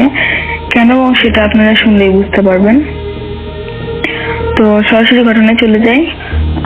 দিনটি ছিল স্যাটারডে। তো আমরা আমাদের একটা অভ্যাস আছে, আমরা প্রতি স্যাটারডেতে সব ফ্রেন্ডরা মিলে শপিং মলে বা যে কোনো জায়গায় একসাথে জড়ো হই। তো সেদিনও ভিন্ন হয়নি। আমরা প্রায় 11-12 জন মিলে শপিং মলে গিয়েছিলাম ঘুরতে। তো আমরা সবাই এখানে গসিপ করছিলাম। তো আমার একটা ফ্রেন্ড আছে নাম রেজা, ও হঠাৎ করে বললো যে চল একটা বেট লাগাই। বেটটা হলো আমাদের মধ্যে যে কোনো 5 জনকে মন্টে ক্রিস্টোতে যেতে হবে, আর এর ভিতর থেকে যে কোনো একটা স্পেশাল থিং এর সাথে ছবি তুলে এনে ওকে দেখাতে হবে। আর আমরা যদি দেখাতে পারি তাহলে ও আমাদের যে 5 জন কম্পিটিশনে থাকবে তার সে 5 জনের জন্য একটা বড় পার্টি অ্যারেঞ্জমেন্ট করবে। তো কথা মতো আমি আমার 4 জন ফ্রেন্ড মানে জ্যাকি, অলিভিয়া, আনিয়া আর ওরিহুবা, আমরা এই 5 জন রাজি হয়ে যাই। তো এবার একটু মন্টে ক্রিস্টো বর্ণনা দিয়ে, এটা হলো পৃথিবীর 3rd haunted place and it is also called the most haunted place in Australia। আর এটা মানে ওখানে অনেক অস্বাভাবিক কাহিনী ঘটে বলে ওই জায়গাটা গভর্নমেন্টলি ক্লোজ, আর ওখানে কেউ যায়ও না। আর ওখানে অনেক সিকিউরিটি গার্ড আছে, তাই দিনের বেলা তো ভিতরে ঢোকা একেবারে অসম্ভব। আর রাতের বেলা কোনো সিকিউরিটি গার্ড থাকে না, কারণ ওদের বিশ্বাস যে রাতের বেলা ওটার ভিতরে যাওয়ার সাহস কারণ নেই। তো আমরা প্ল্যান মতো, যেহেতু দিনের বেলা গেলে ভিতরে ঢুকতে পারবো না, তো রাতের বেলা যাওয়ার প্ল্যান করলাম। তো পরের দিন মানে সানডেতে আমরা 5 জন রাতের বেলা গিয়ে পৌঁছাই। তখন প্রায় রাত 7:30-8টা বাজে এরকমই। তো যেহেতু ওই জায়গাটা অনেক নিরিবিলি, কেউ থাকে না আশেপাশে, তো পুরাই নিস্তব্ধ ছিল আর কোনো সিকিউরিটি গার্ডও ছিল না। তো সামনে দিয়ে দরজা লক থাকে, তো আমার পিছনের যে উইন্ডো থাকে ওই উইন্ডো দিয়ে আমরা ভিতরে ঢুকি। তো বাড়ির ভিতরে যেটা ছিল সেটা একটু বর্ণনা দিই। বাড়ির ভিতরটা ছিল একেবারে অনেক আগের পুরনো ফার্নিচার দিয়ে সাজানো, আর অনেক অনেক অনেক বড় ছিল, অস্বাভাবিক বড়, যে আপনি যে একা কখনোই এই বাড়িটাকে এক্সপ্লোর করতে পারবেন না। আপনি অনেকজনকে মিলে অনেকজন একসাথে মিলে ঘুরতে হবে। তো আমরা যেটা চিন্তা করলাম যে একসাথে থাকলে যেহেতু আমরা এক্সপ্লোর করতে পারবো না, সেহেতু আমরা এক একজন এক এক সাইডে চলে যাব। তো আমার একটা ফ্রেন্ড ছিল যার নাম আনিয়ার, ও আবার অনেক সাহসী ছিল। তো ও বললো যে ওকে লাগবে না, ও একা একাই সেকেন্ড ফ্লোরে যাবে, আর ও একা একাই সেকেন্ড ফ্লোর এক্সপ্লোর করবে। তো আমরা বললাম ঠিক আছে, যেটা তোর ইচ্ছা। তো আমরা এক একজন, আমি, জ্যাকি, ওরিহুবা, দেন অলিভিয়া, আমরা এক একজন এক এক সাইডে চলে গেলাম। তো আনিয়া কি করলো, বাড়ির ব্যাক সাইডের সিঁড়ি দিয়ে আপস্টেয়ার্স উঠে গেল। তো আমরা তো ঘুরছিলাম, ছবি টবি তুলছিলাম, অনেক মজা করছিলাম, আমি অনেক হাসাহাসি করছিলাম যে এতক্ষণ ধরে এসেছি, এটা নাকি সবচেয়ে হান্টেড প্লেস, তাহলে আমার সাথে এখনো কিছু হলো না কেন। তো উইদিন 10 মিনিটস, প্রায় 10 মিনিটের মধ্যে আমরা আপস্টেয়ার্স থেকে আনিয়ারের চিৎকার শুনলাম। তো চিৎকার শুনে আমরা ভয় পেয়ে তাড়াতাড়ি দৌড়ে যাই উপরে। তো দৌড়ে যেয়ে দেখি যে ও আনিয়ার was faint that time. It means ওই বাড়িতে যেটা সবচেয়ে হান্টেড রুম, মানে যে রুমটাকে নিয়ে সবচেয়ে বেশি কাহিনী হয়েছে, সেই রুমের ফ্লোরে ও অজ্ঞান অবস্থায় পড়েছিল। তো আমরা যখন রুমটার ভিতরে ঢুকি, তো রুমটার এনভায়রনমেন্ট ছিল একেবারে আলাদা। যেমন পুরা বাড়িতে যে একটা এনভায়রনমেন্টটা ছিল, ওই রুমটার ভিতরে একেবারে আলাদা ছিল। কারণ তখন যেহেতু উইন্টার, তখন তাই পুরা বাড়িটা কোল্ড ছিল, কিন্তু ওই বাড়ির ভিতরে ওই রুমটার ভিতরে ছিল একেবারে ওয়ার্ম, যেমন কেউ হিটার অন করে রেখেছে। বাট একটা ম্যাটার অফ মিরাকেল ইজ, যে বাড়িতে কেউ থাকেই না সে বাড়িতে হিটার কে অন করবে? তো আমরা এটা নিয়ে বেশি ভাবলাম না। আমার কাছে পানির বোতল ছিল, তো আমি আনিয়ারের মুখে পানি স্প্রে করলাম। তো যখন ওর জ্ঞান ফেরার পরে আমরা ওকে জিজ্ঞেস করলাম যে কি হয়েছে, তো এখানে অজ্ঞান অবস্থায় কেন পড়েছেন, অজ্ঞান হয়ে গেলি কেন? তো আমাদের কিছু বললো না, ও জাস্ট বললো যে যত তাড়াতাড়ি সম্ভব এই বাসা থেকে যেন বের হয়ে যায়। তো ওর কথা মতো আমরা ওকে কিছু জিজ্ঞেস করলাম না, জাস্ট বাসা থেকে বের হয়ে গেলাম। তো বাসা থেকে বের হয়ে মেন গেটের সামনে এসে ও আমাদের যেটা বললো যে ও নাকি যখন আপস্টেয়ার্সে উঠে যখন ওই রুমটার সামনে দিয়ে ক্রস করতে যায়, রুমটাকে ক্রস করার সময় মানে কেউ একজন রুমের ভিতর থেকে একটা মেয়ের গলা বলছিল যে please can you help me, Ania please can you help me. তো ও কি করে, মানে একটা আকর্ষণের কারণে ও ওই রুমের দরজাটা খুলে ভিতরে ঢুকে। তো ঢুকে দেখে যে একটা মেয়ে অস্বাভাবিক সুন্দর লাগছে, মানে দেখতে পিছন দিক দিয়ে অনেক সুন্দর লাগছিল মেয়েটাকে দেখতে। তো ওকে বলছে যে Aniya only just you can help me, please can you help me. তো হঠাৎ করে রুমের যখন ও একবারই ভিতরে ঢুকে যায় রুমের, তখন রুমের পুরো দরজাটা লেগে যায়। আর ওই মেয়েটা ওর দিকে ঘুরে তাকায়, সরি ওই মেয়েটা জানালার দিকে করে তাকিয়েছিল, আর দরজাটা লাগার সাথে সাথে ওই মেয়েটা ওর দিকে ঘুরে তাকায় আর ওর সামনে এসে ওর গলা টিপে ধরে। তো ওই মেয়েটা দেখতে নাকি এতটা স্কেয়ারি ছিল। ওই মেয়েটার চেহারা পুরা কিছুটা মানে বার্ন টাইপের ছিল, পুরো বার্ন হয়ে গেছে সেরকম ছিল। ও আর টিকে থাকতে পারে না, ও দেখে অনেক ভয় পায় আর চিৎকার দিয়ে অজ্ঞান হয়ে পড়ে যায়। তো আমরা ওর কথা শুনে অনেক বেশি ভয় পাই। আমরা চিন্তা করি যে আর এক মুহূর্ত এখানে থাকবো না, আমরা খুব তাড়াহুড়ো করে বের হয়ে যাই। তো যখন আমরা বের হচ্ছিলাম, তখন আমরা বাড়ির ভিতর থেকে একটা মহিলা, একটা মেয়ের চিৎকারের আওয়াজ শুনতে পাই, কিন্তু আমরা আর বেশিক্ষণে মাথা না ঘামিয়ে তাড়াতাড়ি ফিরে আসি। তো কিন্তু রাসেল ভাই, এখানে ঘটনাটা শেষ হয়নি। ঘটনাটা বরঞ্চ এর পরে যেটা হয়েছে সেটা হচ্ছে, আমার বন্ধু এরপরে মানে ফিরে আসার পর থেকে প্রতিদিন রাত্রে ঘুমানোর সময় অনেক ব্যাড স্বপ্ন দেখতো। ওর স্বপ্নে ওই মেয়েটা এসে ওকে বলতো যে তুমি আমাকে কেন সাহায্য করলে না, একমাত্র তুমি আমাকে সাহায্য করতে পারো, তুমি কেন আমার কাছে আসো না, আমি তোমাকে নিয়ে যাবো আমার সাথে করে।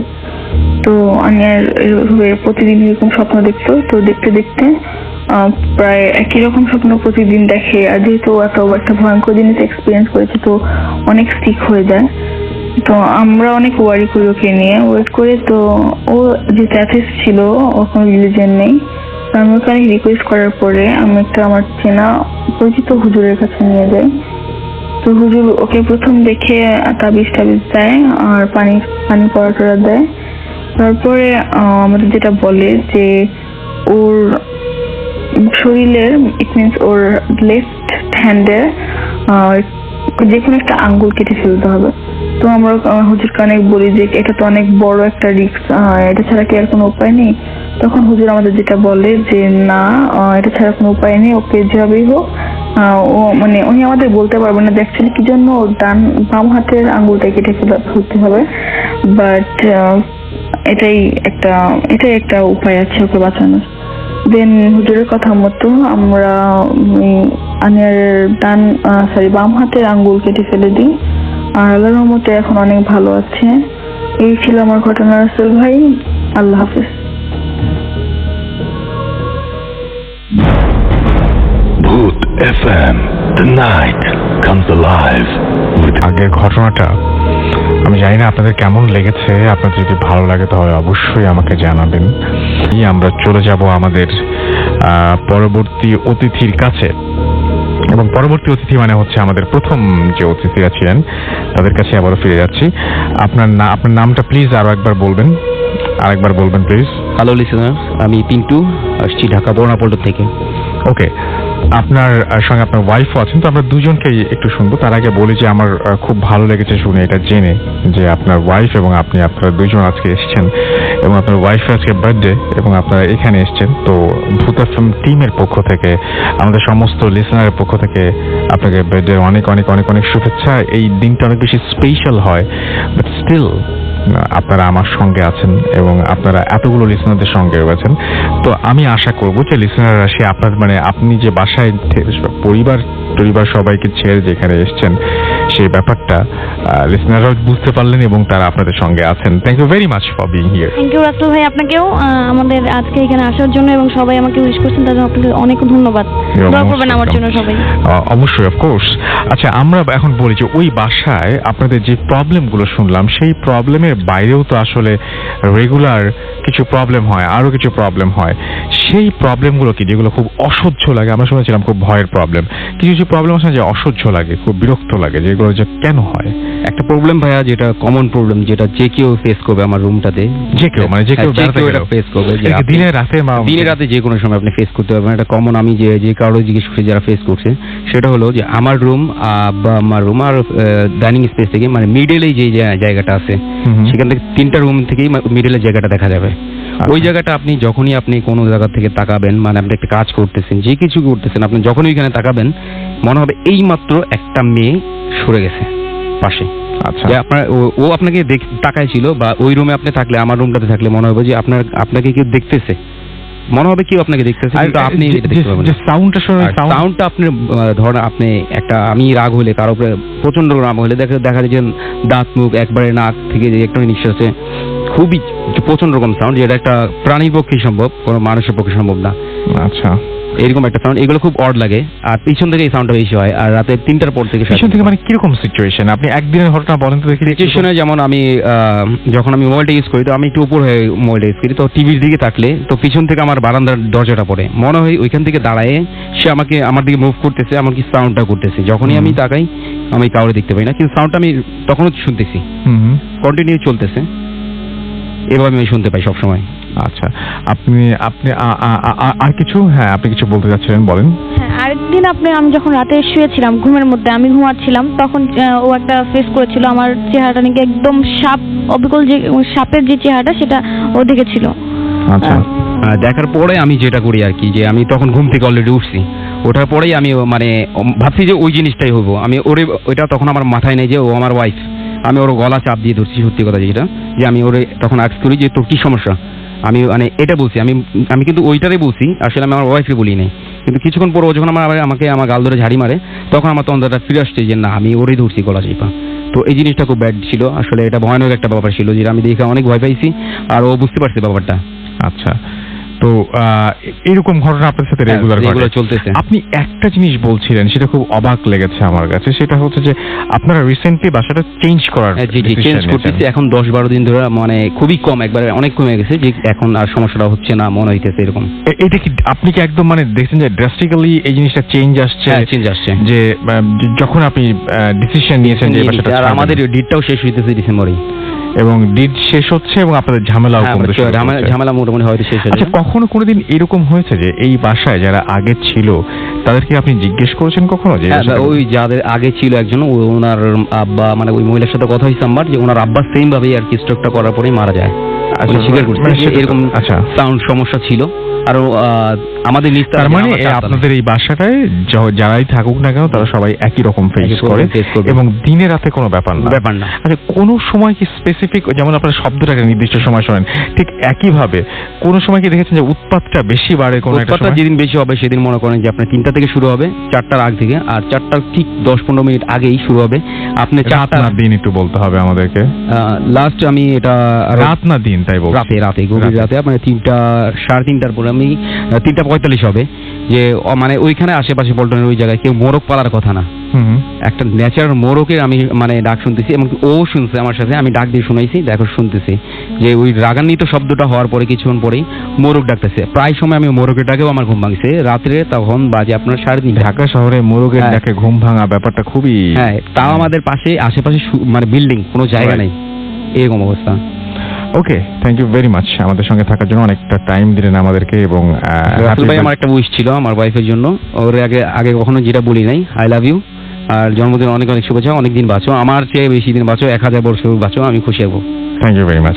আমরা ভূত এফএম এর একদম মানে মোটামুটি শেষের দিকে বলবো না, এখনো বেশ কিছু টাইম আছে, আমাদের আরো 1-2জন গেস্ট রয়েছেন, এবং আমরা যদি সময় পাই তাহলে আমরা অডিও ক্লিপও শোনাবো আপনাদের কিছু। তো আমরা চলে যাই আমাদের পরবর্তী অতিথির কাছে। আপনার নামটা প্লিজ একটু বলবেন, আপনি কোথা থেকে এসেছেন, তারপর আপনার ঘটনায় যাব। হ্যালো লিসেনার, হ্যালো রাসেল ভাই, হ্যালো। আমি শেরপুর থেকে এসেছি। আমি বর্তমানে সাউথ ইস্ট ইউনিভার্সিটি সিসি ডিপার্টমেন্টে আছি। ওকে, চলে যাই আপনার ঘটনায়। ঘটনাটা ঘটে আমার বাবার সাথে। বেসিক্যালি আমি যখন ক্লাস 2-তে পড়ি, তার মানে আজকে থেকে প্রায় 12 বছর আগের ঘটনা। হুম। আমার বাবা আমার ফ্যামিলিতে সবচেয়ে বড় ছিল। আমাদের জয়েন্ট ফ্যামিলি ছিল, জি। বলে রাখা ভালো। আমাদের মানে দাদার যে মানে প্রপার্টি ছিল সেটা দেখাশোনা আমার বাবাই করতো। তো বেসিক্যালি সারাদিন কাজকর্ম শেষে, সবকিছু দেখাশোনা করা শেষে আমাদেরকে নিয়ে আমার বাবা মা সহ আমরা নানু বাড়িতে বেড়াতে যাই। তো আমাদের বাড়ির রাস্তাটা হচ্ছে এরকম, আমাদের বাড়ি থেকে নানু বাড়ির রাস্তাটা হচ্ছে 1 কিলোমিটার দূরত্ব, যেখানে 1/2 কিলোমিটার আমাদের মানে মাটির রাস্তা ছিল, আর 1/2 কিলোমিটারের মতো ছিল মানে মেইন রোড। তো আমরা মেইন রোডে উঠতে হলে আমাদের 1/2 কিলো রাস্তা মানে পায়ে হেঁটে যেতে হতো।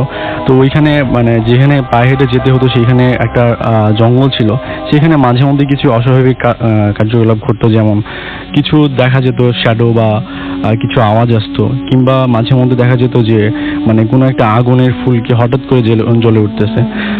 তো আমরা সন্ধ্যা 7টার দিকে রওনা হই আমার নানু বাড়ির উদ্দেশ্যে।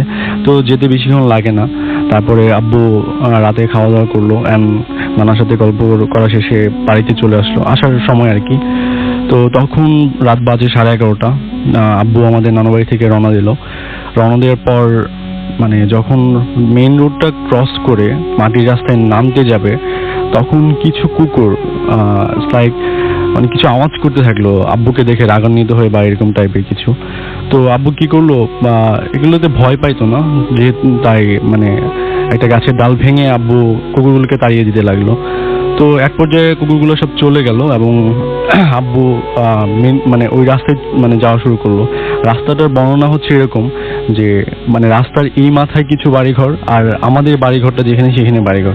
মাঝখানে 1/2 কিলোমিটারের মধ্যে আর কোনো বাড়িঘর নাই, মাঝখানে শুধু একটা জঙ্গল, আর জঙ্গলের পাশে একটা পুকুর ছিল। তো পূর্ণিমার রাত ছিল। আব্বু আস্তে আস্তে মানে আমাদের বাড়িতে যাইতে থাকে। কিছুক্ষণ যাওয়ার পর আব্বু কিছু একটা মানে নোটিস করতে পারে যে পুকুরের পাশে কোনো একটা কিছু শুয়ে আছে, লাইক সাদা কাপড় চোপড় পরে লাশের মতো করে। তো আব্বু ভাবছে হয়তো বা পূর্ণিমার রাত কোনো একটা রিফ্লেক্ট বা এরকম কিছু পড়ছে রাস্তার উপরে, এর জন্য এরকম লাগছে। দেন আব্বু আস্তে আস্তে মানে এগোতে থাকে। কিছুক্ষণ যাওয়ার পরে যখন ওই জঙ্গলটার পাশে যায় এবং মানে মোড়টা ঘোরে, তখন দেখতে পারে যে আসলে একটা লাশ একটা খাটিয়ার উপরে শুয়েছিল, যেটা মানে পুরো রাস্তাটা ব্লক করে ফেলছিল। তো আব্বু বেসিক্যালি একটু ভয় কম পায়, তো ভাবলো যে এই রাস্তা দিয়ে তাহলে যায় দরকার নেই, অন্য একটা রাস্তা বেছে নিই আর কি। তো অল্টারনেটিভ আরেকটা রাস্তা ছিল, সেই রাস্তায় আব্বু মানে যাওয়ার জন্য প্রস্তুত হলো, কিন্তু সেম প্রবলেমটা আব্বুর সাথে ঘটতে থাকলো, রাস্তার মধ্যে লাশ এরকম কিছু একটা। তো আব্বু ভাবলো যে এই রোড দিয়ে যদি যায় তাহলে একটা নদী পড়বে, যেখানে আরো ঝামেলা হতে পারে, নদীর মধ্যে অনেক ঘটনা ঘটতে পারে। সো আব্বু ভাবলো যাই হোক এখান দিয়ে যেতে হবে আমাকে। সো আগের যে রাস্তাটা ছিল সেখানে ফেরত আসলো, আর ওই দিক দিয়ে যেতে শুরু করলো। কিন্তু ওই জঙ্গলটার সামনে যখনই গেল, তখনই ওই লাশটা আব্বুর সামনে পড়লো। আর তখন আব্বু মানে খুব একটু ভয়ই পেলো যে আসলে বারবার একই জিনিস রিপিট করতেছে। তো আব্বু বলে রাখা ভালো যে স্মোক করতো, টেনশনের কারণে হয়তো বা পকেট থেকে একটা সিগারেট বের করে মানে সিগারেটটা লাগালো। তো রাসেল ভাই, এটা আসলে যতটুকু জানি যে মানে আগুন দেখলে এরা মনে হয় মেবি ভয় পায়, এটা জানতো আর কি। তো যখন মানে আব্বু সিগারেটটা ধরালো, কিছুক্ষণ পরে লাশটা একটু সরে গেল এবং আব্বুর যাওয়ার জন্য রাস্তা, মানে যাওয়ার জন্য হেঁটে যাওয়ার জন্য যতটুকু রাস্তা ততটুকু আব্বু জায়গা পেল। তো যখনই সুযোগ পেল আব্বু, তখন মানে তাড়াতাড়ি করে চলে গেল যেখানে একটা সেচ পাম্প ছিল, ওইখানে গিয়ে দাঁড়ালো। তারপরে সেই শ্যাডো বা লাশটা যেটা, সেটা মানে আব্বুকে বলতেছে যে তোর মার দোয়ার কারণে আজকে বেঁচে গেলি, তো তুই যা, তোর সাথে কোনো এক সময় আবার দেখা হবে। তো নর্মালি আব্বু চলে আসলো বাড়িতে, এবং যেহেতু মানে মোটামুটি ভয় পাইছে, আর আব্বু একটু দূরে ছিল, মানে দাদার ঘরের চেয়ে আমাদের ঘরটা একটু দূরে ছিল। তো এখানে আসার পরে রাত তো অনেক হয়েছে, প্রায় 12:30 বাজে। তো আব্বু আসলে কারোর সাথে ঘটনাটা শেয়ার না করে ঘুমিয়ে পড়ে। তো মাঝরাতে হঠাৎ করে আব্বুর মানে ঘুম ভেঙে যায়, সেটাও আম্মুর ডাকে। তো আম্মু মানে আম্মুর মতো দেখতে একজন মহিলা, ঠিক যে কাপড়ে আম্মু নানু বাড়ি গেছিল সেই কাপড়টাতেই সেম ভাবেই আব্বুকে ডাকতেছে বাইরে যাওয়ার জন্য, বাইরে থেকে। তো আব্বুর আর মানে প্রিভিয়াস যে ঘটনাগুলো সেগুলো মনে নাই কিছুই। তো আব্বু অনুকরণ করতে লাগলো ওই মহিলাটার, যে চলো বাইরে যাব। আব্বু বলছে ওকে চলো। তো টিউবওয়েল অনুসরণ করতে লাগলো। জি জি। আব্বু আসলে মানে টিউবওয়েল পাড়ের কাছাকাছি গিয়ে আম্মুকে বললো যে আচ্ছা তুমি যাও, আমি একটু সিগারেট খাবো। তো আম্মু বললো যে না, তুমি আমার সাথে চলো, আমি টিউবওয়েল পাড়ে যাবো না, আমি আসলে ওই জঙ্গলটাতে যাবো একটু। তাহলে এত রাতে জঙ্গলে? বলছে হ্যাঁ দরকার আছে। তো আব্বুর হঠাৎ করে মনে হলো যে আম্মু তো আসলে জঙ্গলে যাওয়ার কথা না, এবং সে তখন মানে আগের যে রাতের ঘটনাটা সেটা মনে করতে লাগলো, আসলে পুরোটাই মনে পড়ে গেল আর কি। তো আব্বু আস্তে আস্তে ব্যাক স্টেপ নিচ্ছিল, তখন মানে ঘরের মধ্যে এসে দরজা লাগিয়ে দিল এবং প্রচন্ড ভয় পেল, যে কারণে বাইরে আর গেল না বা কাউকে ডাকও দিল না। তারপরে সারা রাত জেগেছিল। তো শেষ রাতের দিকে ঘুমিয়ে পড়ে। সকালবেলা উঠে প্রচন্ড জ্বর থাকে, আমাদেরকে খবর দেওয়া হয়, আমরা আসি। ঘটনাটা এইখানে থেমে গেলে হয়তো বা ভালো হতো, এর চেয়ে বেশি খারাপ কিছু হতো না। বাট রাসেল ভাই, এর চেয়ে আরো অনেক বেশি খারাপ ঘটে যখন আমার আব্বুর দিনের বেলায় প্রচন্ড জ্বর আসে, এমন জ্বর যে তার শরীরটা মানে জ্বরে পুরো পুড়ে যাচ্ছে, এরকম কিছু।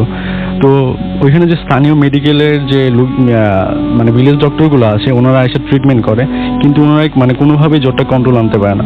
তো আমাদের যে টাউনে যে মানে মেডিকেলে নিয়ে যাওয়ার জন্য প্রিপারেশন নেওয়া হয়, কিন্তু আমার একটা দাদা ছিল, উনি অনেক বড় মাপের কবিরাজ ছিল, যে আসলে মানে বললো যে না, আসলে নিয়ে যাওয়ার দরকার নেই, আমি একটু ঝাড়ফুঁক করে দেখতে চাই যে আসলে কি হয়েছে। তো দাদা আসলে ওনার, আমি যতটুকু শুনছি, ওনার 7টা জিন ছিল, 7টা পরী ছিল।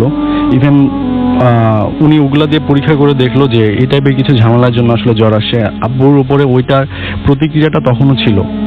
তো উনি ঝাড়ফুঁক করলো, ঝাড়ফুঁক করার পরে কিছু দিল, দেওয়ার পরে ওনার জ্বরটা, আব্বুর জ্বরটা আস্তে আস্তে কমে যেতে লাগলো। এবং মানে আশ্চর্যের বিষয় হচ্ছে রাসেল ভাই, যে মানে 10 মিনিটের মধ্যে আব্বুর শরীরে পুরো জ্বর নাই, সব জ্বর উধাও। আর আব্বু মানে রাতের ঘটনাটা দাদাকে বললো। দেন দাদা সবকিছু শুনে একটা তাবিজ দিল। তাবিজটার উপকরণ ছিল এগুলা: একটা সাদা হাঁস যেটার রক্ত, একটা সাদা কবুতর যেটার রক্ত, আর একটা সাদা মোরগ যেটার রক্ত, 3টার রক্ত মিশ্রণ করে ইভেন আর কিছু উপকরণ ব্যবহার করে একটা তাবিজ তৈরি করলো। ঠিক আছে, ওকে, থ্যাংক ইউ ভেরি মাচ। আপনার ঘটনার জন্য আপনাকে অনেক ধন্যবাদ। আমরা সাধারণত এই ধরনের ঘটনাগুলো সাধারণত আমরা সিলেক্ট করি না, আমি জানি না আপনাদের কেমন লেগেছে, যে এই যে হঠাৎ করে যাওয়ার সময় যার সঙ্গে দেখা হলো তিনি কথা বলে ওঠেন, সেটা লাশ বা অন্য আরো অনেক কিছু, যে কোনো ক্রিয়েশন হতে পারে, বাট সে কথা বলে ওঠে, জিনিসটা আমাদের কাছে একটু কেমন যেন লাগে। বাট জানি না আপনাদের কেমন লাগবে, সেই জন্য ঘটনাটা সিলেক্ট করে আপনাদের শোনালাম। জানি না কেমন লাগবে আপনাদের কাছে, এবং অবশ্যই আপনারা জানাবেন যে এই টাইপের ঘটনাগুলো আপনাদের কাছে কেমন লাগে, তা আমরা বুঝতে পারবো। আপনাদের মানে টেস্টটা বোঝা আমাদের জন্য অনেক ইজি হবে আর কি। আমরা চলে যাব আমাদের পরবর্তী অতিথির কাছে। আপনার নামটা প্লিজ একটু বলবেন, তারপর আপনি জানাবেন যে আপনি কোথা থেকে এসেছেন, তারপরে আমরা আপনার ঘটনায় যাব। হ্যালো লিসেনার্স, আমি ডলার শিবজয় প্রেম বলছি। ওয়ারি থেকে এসেছি, ওল্ড ঢাকা। তো সরাসরি ঘটনা চলে যাই। আজকে 1 বছর 3 মাস আগে, গত বছর মে মাসে আমাদের বাড়ি ভাঙা হয় আর কি, কনস্ট্রাকশন কাজ করার জন্য। তো ওখান থেকে আমরা একটা বাসা ভাড়া নিই, যেটা পুরান ঢাকায় একটা স্থানে। সেখানে বাড়ির মাল সামান নেওয়ার জন্য আমি একা থাকতাম। সো মাঝে মধ্যে রাত্রবেলা, এই সময়টা আবার বৃষ্টির সিজন ছিল, জুন জুলাই মাস এরকম। তো বৃষ্টির সিজনে এখন মাঝে আমি যেখানে শুতাম পাশে একটা গাছ ছিল, গাছের পিছনে একটা হিন্দু বাড়ি ছিল। তো বৃষ্টির মধ্যে মাঝে মধ্যে দেখতাম যে বৃষ্টির সময় গাছের, আমি যেই সাইডে শুতাম সেখানে গাছের মধ্যে মাঝে মধ্যে পানি পড়তে পড়তে গাছের মধ্যে পাতা ভিজতো না। আচ্ছা। তো সেটা এটা কিরকম জানি একটা ফিল হতো, বাট আমি সেটা বেশি ইয়ে করতাম না। রাতে একা থাকতাম তো ভাবতাম যে এগুলো হ্যালুসিনেশন হতে পারে, ঠিক আছে। দেন রেগুলার মাঝে মধ্যে দেখি যে মানে এটাই গাছটা বাতাস চলতেছে কিন্তু গাছ ততটা নড়ছে চড়ছে না। ঠিক আছে, সেখানে কিছুটা মনে হতো যে একটু অন্যরকম হতে পারে, বাট রাত্রেবেলা গাছটা প্রায় আমাকে নজর করে নিত, যে এখানে আমি গাছের দিকে বারবার তাকাতাম, মনে হতো যে গাছটা যে কিছু আছে, আমাকে টানতো এই গাছটা। তো যাই হোক, ওখান থেকে আমরা প্রায় কোনো একটা কারণে ওখান থেকে মুভ করি। মুভ করার পরে আমরা আরেকটা বাসা নেই, যেটা বাড়িতে এখন বর্তমানে আছি। তো ওখানে আমি রাত্রেবেলা কি করব, মানে সবাই ঘরের মধ্যে থাকে, তো রাত্রেবেলা আমি ফেসবুকে বসি, ইন্টারনেটে চ্যাটিং করি, তো তখন গেমস খেলি। তো হঠাৎ আমি যেখানে ঘুমাই, যে বলনি আমাদের ফ্ল্যাটটা হচ্ছে 3 রুম ডাইনিং ড্রয়িং এর, তো সো আমার ভাইয়া বোন থাকা, মা বাবা থাকাতে আমি ড্রয়িং রুমে থাকি।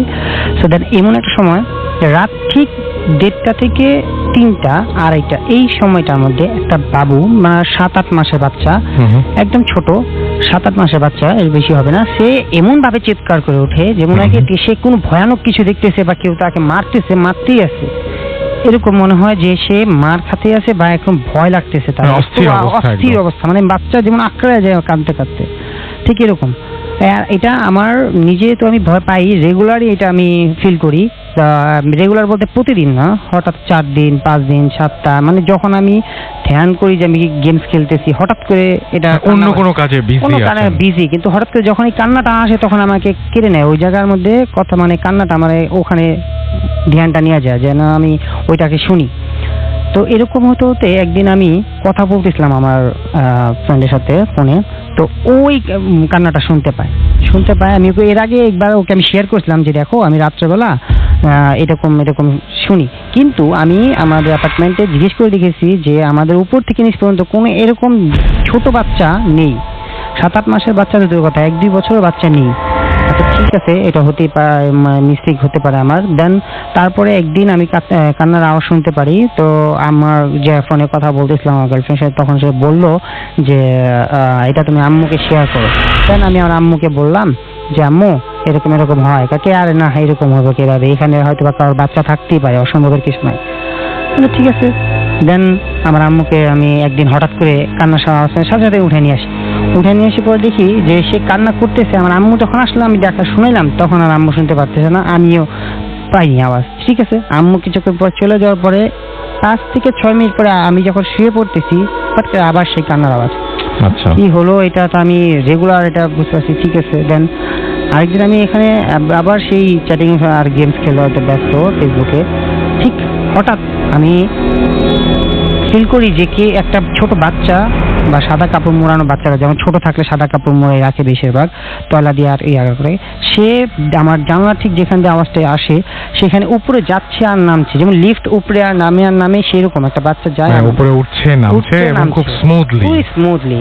তো তখন আমার জিনিসটা অতিরিক্ত ভয় লাগে যে আমি এখানে একা ঘুমাই, এছাড়া আমার অন্য ঘরে যেগুলো আছে আমার আম্মু আব্বু এবং ভাইয়া তারা গেট লাগিয়ে নেয়, আমি শুধু একা রুমের মধ্যে আমি একা থাকি। সো দেন আমার এটা ভয় লাগাতে আমি পরের দিন সেটা আপনার চোখের সামনে আপনি দেখছেন যে বাচ্চাটা, হ্যাঁ আমি চোখের সামনে এটা একদম স্ট্রেট দেখেছি, আর স্পষ্ট দেখেছি পরের দিন যখন আমি হাই গ্লাসটা লাগিয়ে ঘুমাইছি, আমার ভয় লাগছিল। সো দেন ওই সময় হঠাৎ করে তখন আমি ঘুমে যাব এমন অবস্থায় টাক টাক করে 2-3টা শব্দ হচ্ছে থাই গ্লাসের মধ্যে নক করলো।